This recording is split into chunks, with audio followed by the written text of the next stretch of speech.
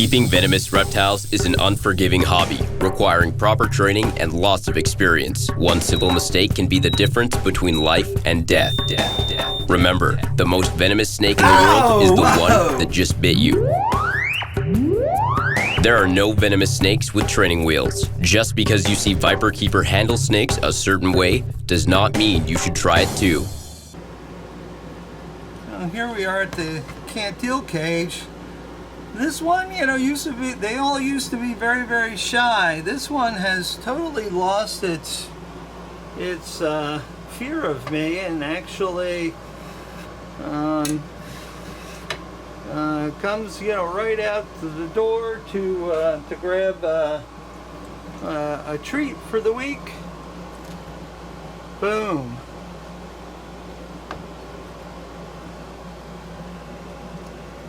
As I've said before, Lloyd's Cantils, they're related to our copperheads and cottonmouths, except their venom is much more dangerous and more likely to cause a fatality. Fatalities from copperheads are possible, but usually what happens is the person's sensitive to the venom and allergic to it, and that kills them. The venom is probably not capable of killing a human, maybe a child, but all the recorded snake bites by copperheads, the death usually is caused by an allergic reaction to the snake proteins. If that person is possibly bit by even a non-venomous snake, they may have a fatal reaction. So these guys are really bad news. They cause quite a coagulopathy and quite a bit of local necrosis and swelling. Their venom will be easily counteracted by the various Mexican antivenoms available, including Antivip and Antivip Tri. Should work quite nicely on that, since those are the two Mexican antivenoms that are available. The Mexican Antivip Tri has the same formulation as regular Antivip, but it adds Bushmaster to the mix, because in southern Mexico there are some Bushmasters in the southern region. So let's close this and let this guy do its thing.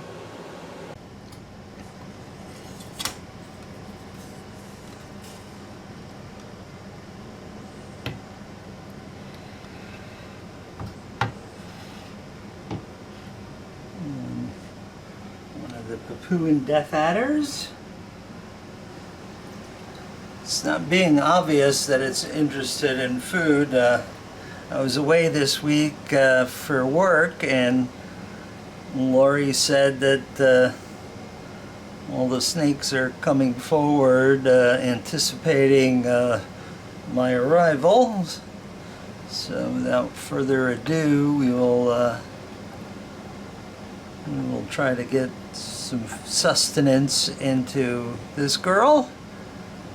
I was hoping that she would put on a quote alluring show, but instead she surprised me. And wow. This is why we don't open and have short feeding tongues and stuff, because she covered quite a bit of ground quite quickly and overshot the mark. Yep, and is in happy death adder mode. Look at her back, how nice and smooth. You just see a little bit of her backbone ridge line. She's got a really nice weight.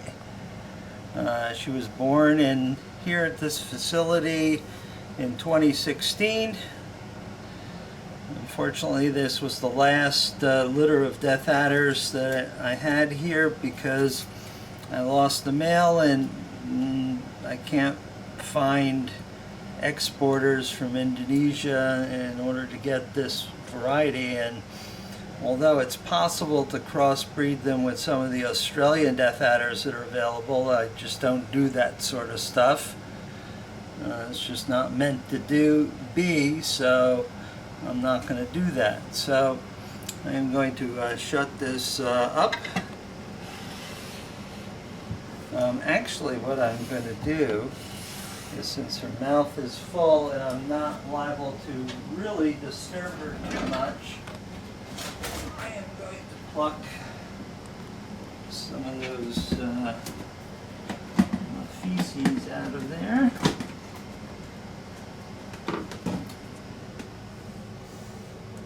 Or these better known as processed mice and chicks. Yes, I see your head bobbling away. Little bobbleheads.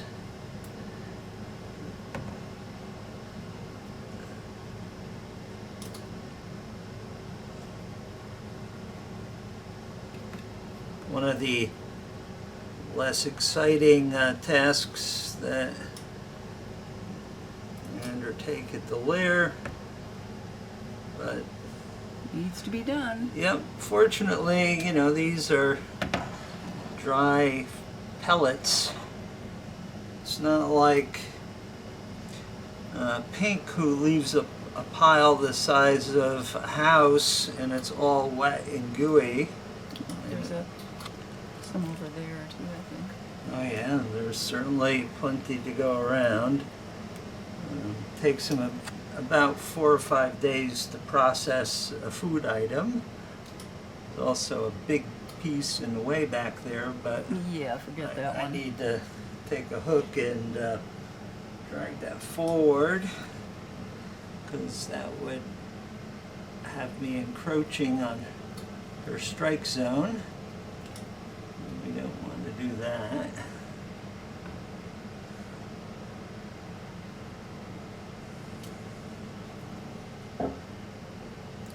Okay, so now let's shut this so we're safe.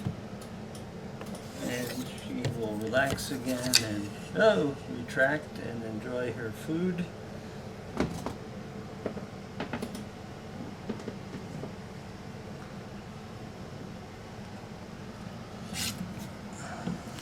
So this girl is in her hut, so I'll do the cleaning part first.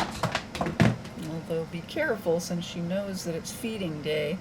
She may surprise you. Yes, yes, just like that one surprised me, leaping forward.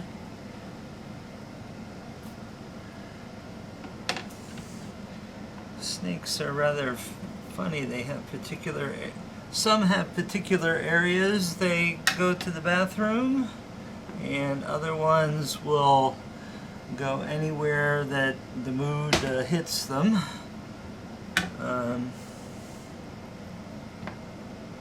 And we have some that are artists, especially the cobras are notoriously messy snakes to keep. We've had more than one that really like to paint their cage. I mean, really paint it, including the top part, the roof of the cage. This girl is just inside of her hut, so right now she knows that there's vibration and noise, and she felt the door slide open. She knew the door slid open in the cage above her. So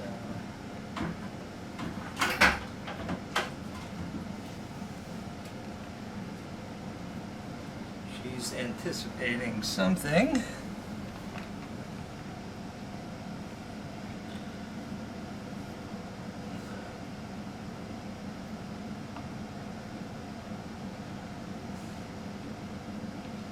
Oh! Nope, nope, nope, nope, nope. There you go. She does have this tendency to miss the target. But she did do a happy death at her, so we'll let her consume her food.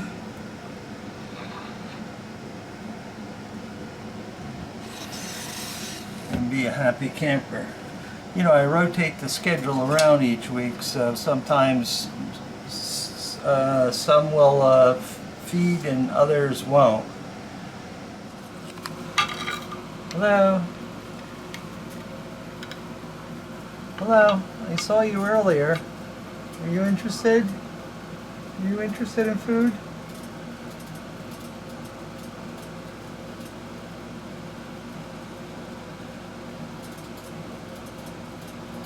Okay, we'll take that, right? Huh?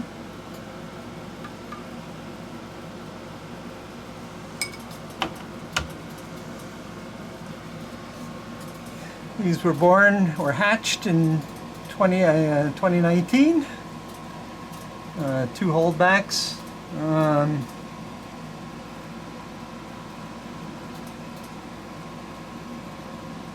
From South Africa. They have either a cytotoxic venom or a neurotoxic venom. It's a surprise you don't know about until they bite you. Great. I had a cytotoxic flavored one once, but another guy here in Pennsylvania had a neurotoxic one. I was able to sit home and deal with the pain of the cytotoxic bite, whereas he needed medical support and spent a couple days in ICU. It just so happens that they've now figured out that South African polyvalent does have some efficacy in the bite by these coral cobras, but who knows? Because of the difference in venoms, some South African may work on one snake, one bite, may not work on another snake bite. You just don't know. Hello in there. Hello, I see your little face. I see your little face. Here you come. Let's not come too fast. There we go. You're not quite as spastic as your mother, huh? Your mother just is unbelievably crazy.